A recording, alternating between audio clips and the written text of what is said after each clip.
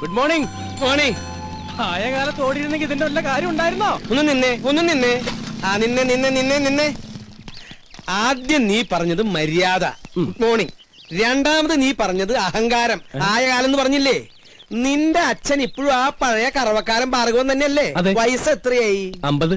അയാളുടെ വയസ്സല്ല ചോദിച്ചത്, നിനക്ക് എത്ര വയസ്സായി? 20. അതായത് നിന്റെ ആയ കാലം. ഈ അസ്ഥി കൂടത്തിൽ നിന്ന് ഇറങ്ങിയേ. ഇറങ്ങണം. എന്ത് ചെയ്യാൻ പോവാ?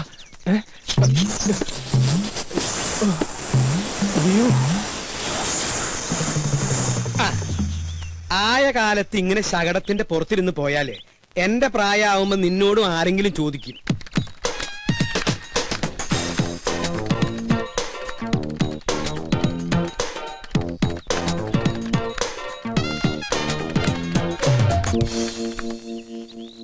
ഇവിടെ അടുത്ത് തന്നെയല്ലേ പാല് കൊടുക്കാനുള്ള വീടുകള്?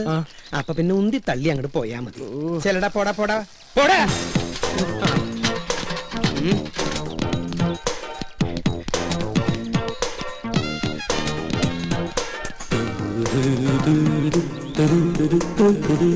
ഗോപൻ നായർ ഇതുവരെ ഔട്ടായില്ലേ? ഞാൻ ഇന്നായില്ലോ.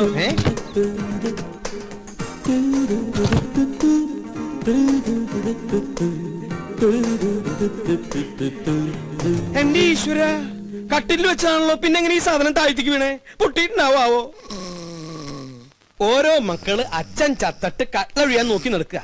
ഇവിടെ ഒരുത്തിന് സ്വന്തമായിട്ട് കട്ടില് കൊടുത്തിട്ട് അത് നമുക്ക് എടുക്കണില്ലാന്ന് വെച്ചാ. ഗോപാ ഗോപാ ഗോപാ,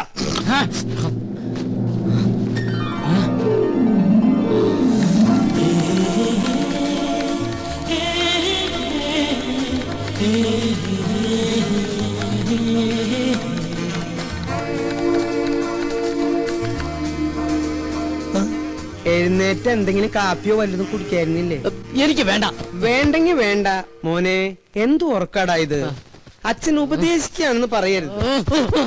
മനുഷ്യനായ സൂര്യനൊപ്പം എണീക്കണം, എന്നിട്ട് അവനവന്റെ കാര്യങ്ങൾ അവനവൻ തന്നെ നിർവഹിക്കണം. ഞാൻ പല പ്രാവശ്യവും ഈ ശ്ലോകം ചൊല്ലിയിട്ടുള്ളതാ. ഇനി ചൊല്ലണ്ട. സമ്പത്ത് കാലത്ത് തൈ 10 വെച്ചാൽ ആപത്തു കാലത്തു കാ 10 തിന്നാം ഉറക്കവും പോയി എന്ന് പറഞ്ഞ സമ്പത്ത് കാലത്ത് നമ്മൾ എന്തെങ്കിലും ഉണ്ടാക്കി വെച്ചാ ആപത്ത് കാലത്ത് നമുക്കത് തിന്നാം. എന്നിട്ട് സമ്പത്ത് കാലത്ത് അച്ഛൻ വല്ലതും വെച്ചോ? എനിക്ക് നിന്റെ ചോദ്യത്തിന്റെ അർത്ഥം മനസ്സിലായില്ല. സമ്പത്ത് കാലത്ത് അച്ഛൻ വല്ലതും ഉണ്ടാക്കിയോന്ന്? എനിക്ക് അത്ര സമ്പത്ത് കാലം ഉണ്ടായിട്ടില്ല. എനിക്കെന്നും ക്ലേശല്ലേ ഉള്ളൂ. അയ്യോ, സമയം 7 ആയ. അയ്യോ 7 ആയ. അയ്യോ, ഞാനിവിടെ വെച്ചിരുന്ന സൂപ്പർ ലോട്ടോ ടിക്കറ്റ് എവിടെ? ഇതാണാ? അതല്ല, ഇതന്നെ. ഇതെങ്ങനെ ചുരുണ്ടേ? എന്താ ഇതെങ്ങനെ ചുരുണ്ടേന്ന്? തന്നെ ചുരുണ്ടതാവും. തന്നെ ചുരുളേ? അതിങ്ങനെ ചെവിയിട്ട് ചുരുട്ടി ചെവിയിലിട്ട് ചുരുട്ടി. ദൈവമേ, സൂപ്പർ ലോട്ടോ ഭഗവതി അടിക്കണേ.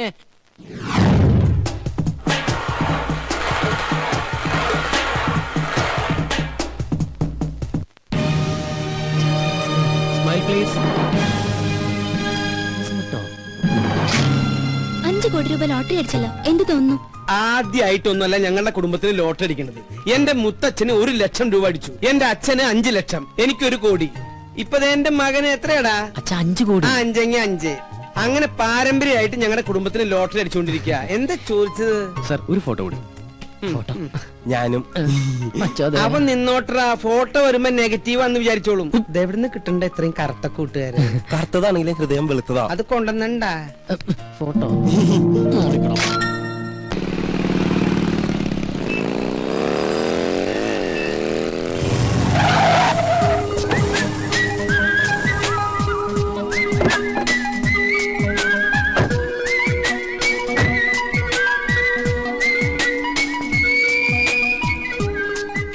ട്രീറ്റ് വേണം.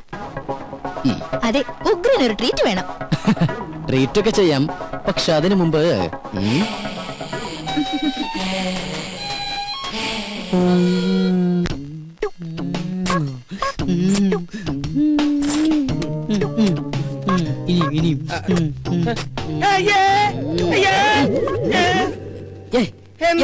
എന്താ? അയ്യേ പിശാശ്, ഇത്ര കാലത്ത് നേരം വെളുത്തോ? നേരം വെളുത്തൊന്ന് ടോർച്ചടിച്ച് നോക്കടാ. ഞാനൊരു മനോഹരമായ സ്വപ്നം കണ്ടു കിടക്കായിരുന്നു. എന്ത് സ്വപ്നാടാ നീ കണ്ടത്? അത് തന്തമാരോട് പറയാൻ പാടില്ല, അടൽസോളിയാ. നീ അച്ഛനോട് പറയില്ലേ? പറയാൻ പാടില്ല കിളവാ. എന്നാ ഇന്ന് മുതൽ നീ ഇവിടെ ഒറ്റയ്ക്ക് കിടന്നോ, താഴെ പോയി മുറി കിടന്നോളാം. അതൊന്നും ശരിയാവില്ല. അതേ ശരിയാവൂ. ഇങ്ങനത്തെ വൃത്തികെട്ട സ്വപ്നങ്ങൾ കാണുന്ന ഒരു മകന്റെ കൂടെ എനിക്ക് കിടക്കാനാവില്ല. ഇങ്ങനെ ഒരു ഇൻസിഡന്റ് ഉണ്ടായപ്പോഴാണ് എന്റെ അച്ഛൻ എന്നെ പിടിച്ച് വേറൊരു മുറി കയറ്റി കിടത്തിയത്. അയ്യേ. നീ പോയി ചായ ഇട്. ചായ ഇടാനാ? ഇന്ന് ചൊവ്വാഴ്ച അച്ഛന്റെ ദിവസമല്ലേ? മോനെ, ആ ഞാൻ നിന്നിൽ നിന്ന് മറച്ചു വെച്ചൊരു സത്യമുണ്ട്. എന്താ? എന്താ അച്ഛാ? നീ ആരോടെങ്കിലും പറയൂ? ഇല്ല, എന്റെ അച്ഛൻ തന്നെ ഓടത്തണ്ടി എവിടുന്ന്? അതല്ല, പിന്നെ? ചൊവ്വാഴ്ച കാരണന്മാര് ചായ ഇടാൻ പാടില്ല എന്നുള്ള സത്യമാണ് ഞാൻ നിന്നിൽ നിന്ന് മറച്ചു വെച്ചത്. ആരത്? നീ പോയി ചായ ഇട്. ആരാ ബലടിക്കുന്നത് ഞാൻ നോക്കിട്ട് വരാം. എനിക്ക് ചായ ഇടാൻ പറ്റില്ല. ഈ കണക്കിന് അച്ഛനൊരു പെണ്ണ് കിട്ടുന്നതാ നല്ലത്. നീ എന്താ പറഞ്ഞേ? ഒന്നുകൂടി പറഞ്ഞടാ. ഈ കണക്കിനെ ഞാനൊരു പെണ്ണ് കിട്ടുന്നതാ നല്ലതെന്ന്. പോടാ പട്ടി എവിടുന്ന്.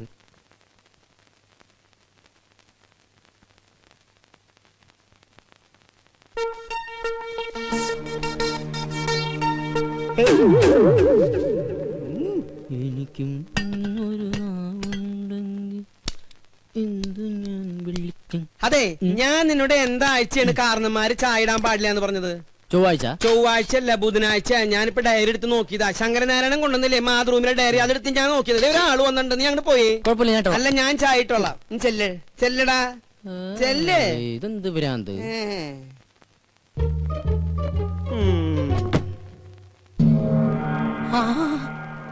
തോമാച്ച സാറോ? വാ സാറേ. സാറ് വല്ലാണ്ട് കറുത്തു.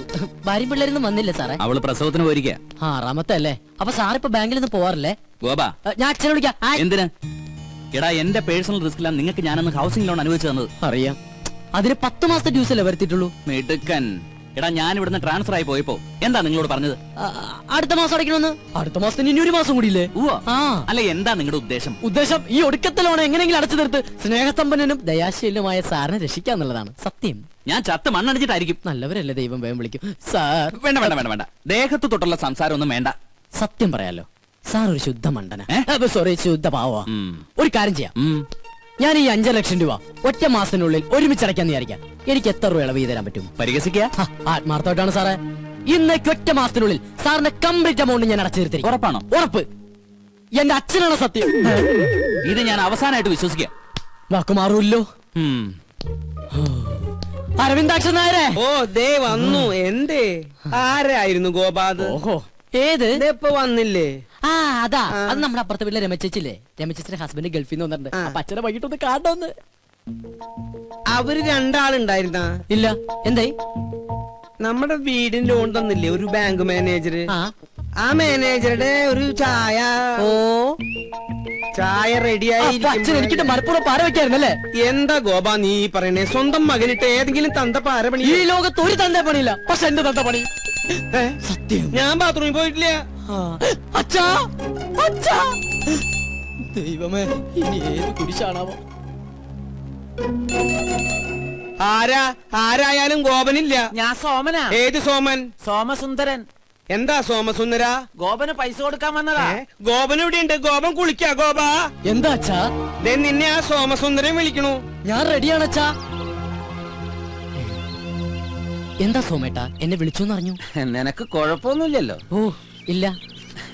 ആഹാ, കോള് വല്ലതും ഉണ്ടാ? കോളുണ്ട്. 500 നിനക്ക്, 1500 ഓ, ആയിക്കോട്ടെ. ഇത് അതെ, എന്റെ ശകുനത്തിന് സാലറി ഒന്ന് കൂട്ടി കിട്ടിയാ കൊള്ളായിരുന്നു. 3-4 ബുക്കിംഗ് വേറെ ഉണ്ട്. ഇന്ന് രാവിലെ ഒരു ശകുനം നിന്നിട്ട് വന്നേ ഉള്ളൂ. ഇനി നമ്മുടെ ശാന്തയുടെ വീട്ടിലും ബാലപ്പഞ്ചാന്റെ വീട്ടിലും കൂടി. അതെ, നീ അത്ര ബിസി ആണെങ്കിൽ ഞാൻ വേറെ ആളെ നോക്കിക്കോളാം. ആയിക്കോട്ടെ. അല്ല, അല്ലാകില്ല ഒന്നും വേണ്ട. ഈ ഒരു കാര്യം മനസ്സിലാക്കും, എന്റെ സാറിന് ഇതിലൊന്നും വിശ്വാസം ഉണ്ടായിട്ടല്ല, പിന്നെ ഇതെല്ലാം എന്റെ സമ്മർദ്ദം കൊണ്ടാണ്. പിന്നെ സാർ കേസ് ജയിക്കുന്നത് നീ ശകുനം നിൽക്കുന്നോണ്ടല്ല, അങ്ങേരുടെ കഴിവുകൊണ്ട്.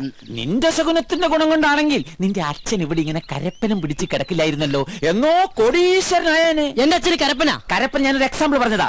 ഇനി നീ പറ, ഇതിവിടെ വെച്ച് നിർത്തണോ തുടരണോ? തുടരാം. തുടരാം. സാറിന്റെ ബെൽ മറക്കണ്ട, കൃത്യം 9 മണി. ശുക്ലാംബരധരം വിഷ്ണും ശശിവർണം ചതുർഭുജം പ്രസന്നവദനം ധ്യായേത് സർവവിഘ്നോപശാന്തയേ.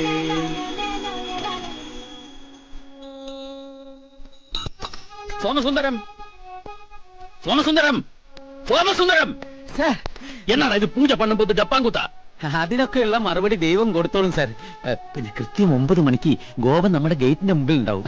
എനിക്ക് ഈ ശകുനത്തിലൊന്നും വലിയ വിശ്വാസമില്ല എന്ന് തനിക്ക് അറിഞ്ഞൂടെ? വെറുതെ ആവശ്യമില്ലാത്ത ഓരോ... സാർ അങ്ങനെ പറയരുത്. അവന് 2000 രൂപ കൊടുത്താലെന്താ? നമുക്ക് കേസ് ജയിക്കണം. കഴിഞ്ഞ 2 കേസുകളിലും അവനെ ശകുനം കണ്ടുപോയത് കൊണ്ടാണ് നമ്മൾ ജയിച്ചത്. അല്ലാതെ എന്റെ കഴിവ് കൊണ്ടല്ല. അല്ലാതെ താൻ പാതി ദൈവം പാതി എന്നാണല്ലോ പ്രമാണം. പോരാത്തതിന് ഇന്നത്തെ എതിർ വക്കീല് കസ്തൂരി മാഡമാണല്ലോ. കോടതിയിൽ ഇന്ന് നടക്കാൻ പോകുന്നത് ഭാര്യയും ഭർത്താവും തമ്മിലുള്ള യുദ്ധമാണെന്ന് ആൾക്കാർ പറയുന്നത്. അതെ, യുദ്ധം തന്നെയാ. ഇനി കസ്തൂരിയല്ല, കോടതിയിലെ സകല വക്കീലന്മാർ വാദിച്ചാലും ഈ കേസിൽ രംഗസ്വാമി തന്നെ ജയിക്കും. ജയിക്കും. നമുക്ക് കാണാലോ. എതിർഭാഗത്ത് രംഗസ്വാമി ആയതുകൊണ്ട് തന്നെ ഇതെന്റെ പ്രസ്റ്റീജ് ഇഷ്യൂ കൂടിയാ. സോ ഐ പ്രോമിസ് യു, ഞാൻ ഈ കേസ് ജയിച്ചിരിക്കും.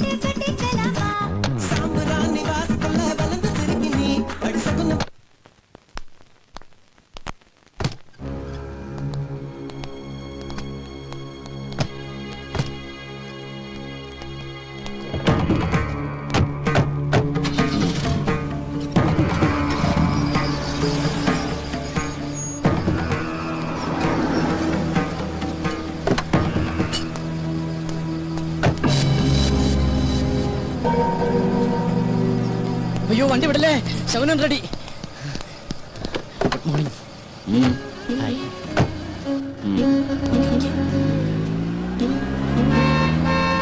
അയ്യോ മാമി കൊള്ളാല.